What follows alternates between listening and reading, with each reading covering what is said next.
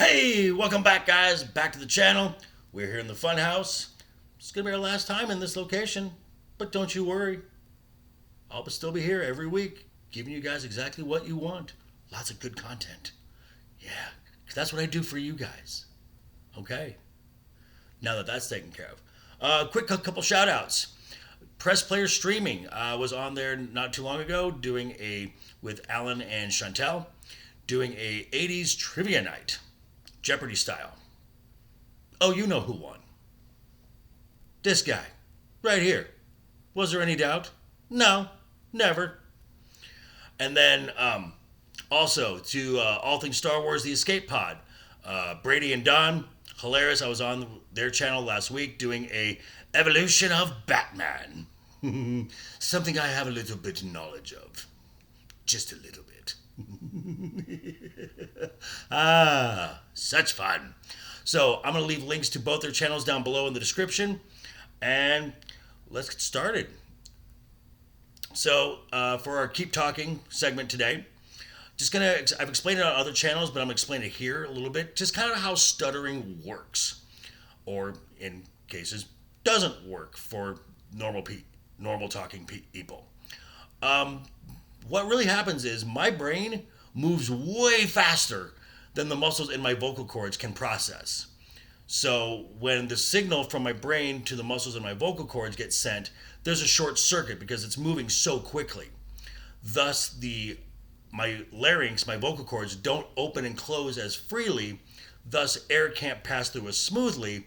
Thus, blockage of air. Thus, stammering, stuttering, what have you. And as I learned on the All Things Star Wars show I did last week, apparently Ozzy Osbourne, when he's not singing, has this same condition. Interesting. Okay. So now, why you're all here, why you saw the thumbnail, so this is obviously why you're here, with the upcoming Doctor Strange in the Multiverse of Madness film. Coming out early May, thought it'd be a good time to just give a little brief synopsis of the two main characters that are going to be in this film. Stephen Strange and Wanda Maximoff. Both started in the early 60s, and Doctor Strange started off in the issue Strange Tales number 110. He's the creation of Stephen Ditko and Stan Lee. And however, this is not the first time we see the Sorcerer Supreme in live action. True story. In 1978, there was a TV film called Doctor Strange and the actor who played Dr. Stephen Strange, his name was Peter Hooton. Check that out. And Doctor Strange, as we know, is the Sorcerer Supreme, the master of magic and the mystical elements, and the protector of the Earth realm from all mystical and other worldly threats. And then we come to Wanda Maximoff, who was created just a year later by Stan Lee and Jack Kirby, and made her first appearance in X-Men number 4 in 1964. Now, there have been some changes to these characters within the MCU. Most of the story for Doctor Strange has been the same. He still has his main talismans, the Cloak of Levitation, the Eye of Agamotto. Major change in that was in the MCU, it held the Time Stone, one of the big MacGuffin for the Infinity Saga. And the big change for his story was from the comics, was the character of the Ancient One. The Ancient One in the comics was a Tibetan monk. In the MCU, the role of the Ancient One was played by Tilda Swinton, and she was a female Celtic. Interesting. Now, Wanda has had a couple overhauls of her character. When she was first introduced, she and her brother Pietro were the offspring of Magneto. So they were mutants, and they were reluctant team members of Magneto's Brotherhood of Evil Mutants, and throughout their run with this storyline, they would join with their father, or they would join the Avengers, or they would join the X-Men. So they had kind of a heel babyface role. Later on, it was retconned that she was not a mutant at all. She was experimented on by an entity called the High Evolutionary. And this is where she got her telekinetic and chaos magic powers.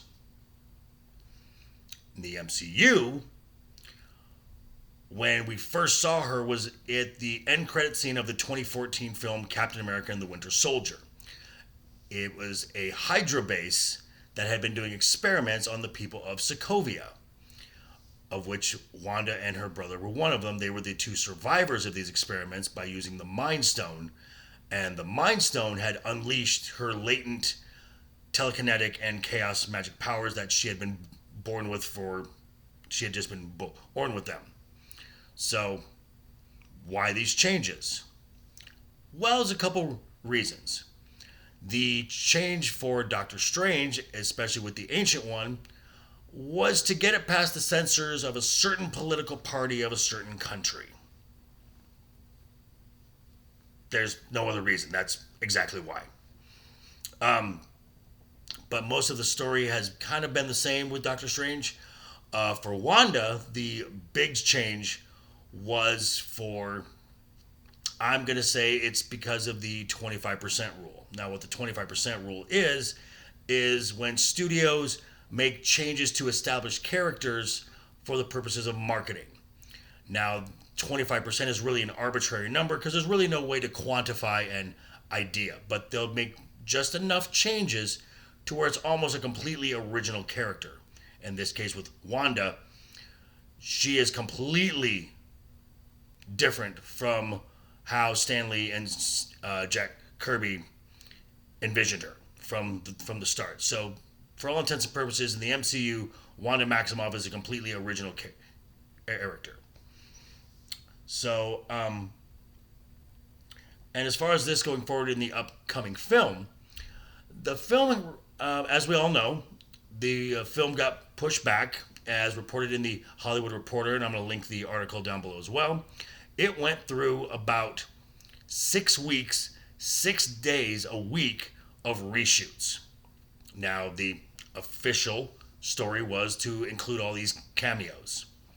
As we saw from the trailer at the Super Bowl, when we hear Patrick Stewart's voice, obviously that leads some credence to that. I think there was a little more to it than that. I think some major story elements had to be reshot because of issues, whatever, with the new incoming regime of Susan Arnold and Bob Chapek. That's just my thoughts. But with that, with all those reshoots and everything, that's really kicked up the budget of this film. Now, the original Doctor Strange film in 2016 was made for about $165 million. I think this budget is going to be kicked up to somewhere around between the $300 to $400 million. This movie's got to be a hit. Has got to be a hit for Marvel. Because of the previous 3 MCU films. I'm not counting Spider-Man No Way Home. That's a Sony film. The past 3 MCU films have not performed at the box office, that being Black Widow, Shang-Chi, and the Eternals. Now, some people can say, well, that's because of a certain global pandemic. You can't count those numbers. Spider-Man No Way Home. That rebuts that entire argument. $1.8 billion. So, am I excited about this film? Sure, I'm excited about this film. But cautiously optimistic, and we'll see. And we got a couple more weeks until we start Moon Knight, which I'm going to lay a challenge for you guys once again. Another challenge, because I know you like challenges. If we can get to 100 subscribers by March 23rd, that's in 3 weeks from the time this video is dropping, 3 weeks, if we can get to 100, I will do episode 1 of Moon Knight once again in full Joker glory, just for you guys. Okay? Think we can make that. 3 weeks? Definitely. We're working our way to Moon Knight anyway. Let's have some fun with this. So, those are my opinions. I want to hear what you guys have to think. This is where I turn it over to you. Drop a comment down below. Share this video. Ring that bell. And definitely smash that like button. Definitely share this video as well. We're not going to get to 100 if we don't get more eyes to see it. So, hey, Have a great rest of your week, guys. I'll see you soon. Always have fun. Hashtag keep talking. And always keep that smile on your face. Toodaloo!